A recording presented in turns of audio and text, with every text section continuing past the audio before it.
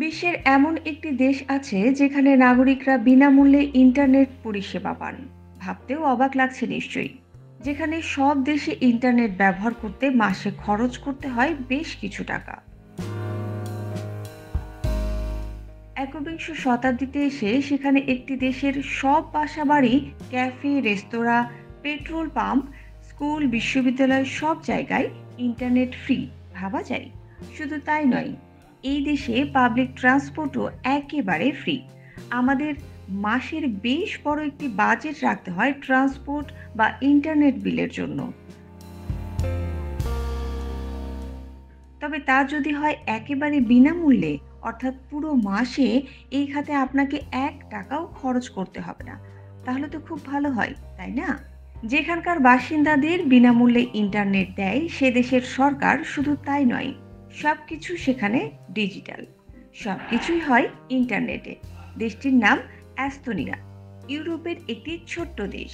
রাজধানীর নাম তাল্লিন। এদেশে মানুষকে ইন্টারনেট ব্যবহার করতে এক পয়সাও খরচ করতে হয় না। এস্তোনিয়া পৃথিবীর প্রথম কান্ট্রি। ভোট দেয়া থেকে শুরু করে সিগনেচার পর্যন্ত সবকিছু ডিজিটাল সেবায় হয়। এমনকি দেশটির রেসিডেন্ট পর্যন্ত হয়ে যেতে পারবেন বাংলাদেশে বসেই।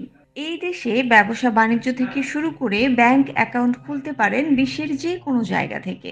২৪ বছর আগে ২০০০ সাল থেকেই এই দেশে রয়েছে বিনামূল্যে ইন্টারনেট ব্যবস্থা। এদেশের সমস্ত স্কুল এবং কলেজে বিনামূল্যে ইন্টারনেট সরবরাহ ২০০০ সাল থেকেই রয়েছে। এখানকার প্রায় ৯০% মানুষ ইন্টারনেট সংযোগ ব্যবহার করেন। এখানে অনলাইনে প্রতিটি সুবিধা পাওয়া যায়। ট্যাক্সি রিটার্ন জমা দেয়া থেকে শুরু করে গাড়ি পার্কিংয়ের জন্য অর্থ প্রদান সবই হয় ইন্টারনেটে। অ্যাস্তোনিয়ায় নাগরিকরা অনলাইনে অর্থ প্রদান করে। আমেরিকার একটি বেসরকারি সংস্থা ফ্রিডম হাউসের মতে সারা বিশ্বে বিনামূল্যে ইন্টারনেট ব্যবহারের ক্ষেত্রে অ্যাস্তোনিয়া একটি মডেল দেশ। বিনামূল্যে ইন্টারনেট ছাড়াও আরও অনেক জিনিস রয়েছে যা এই দেশকে বিশেষ করে তুলেছে। ইউরোপের উত্তর পূর্বে বাল্টিক সাগরের পূর্ব উপকূলে অবস্থিত এই দেশটি একসময় সোভিয়েত ইউনিয়নের অংশ ছিল। ১৯৯১ সালে এই দেশ রাশিয়া থেকে পৃথক হয়। এরপর এখানকার অর্থনীতি দ্রুত উন্নতি হয়।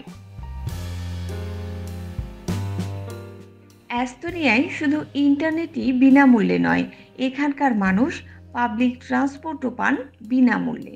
২০১৩ সালে দেশটির রাজধানী তাল্লিনের তৎকালীন মেয়র এডগার সাভিসার প্রথম এই বিনামূল্যে পাবলিক ট্রান্সপোর্ট পরিষেবা চালু করেন। এর পেছনে তার যুক্তি ছিল যে রাশিয়ার অংশ থাকাকালীন যেহেতু নিজেদের মধ্যে অনেক বিভেদ তৈরি হয়েছিল, তাই দেশের জনগণকে যতটা সম্ভব মেলামেশার সুযোগ দেওয়া উচিত বলে মনে করেছিলেন তিনি।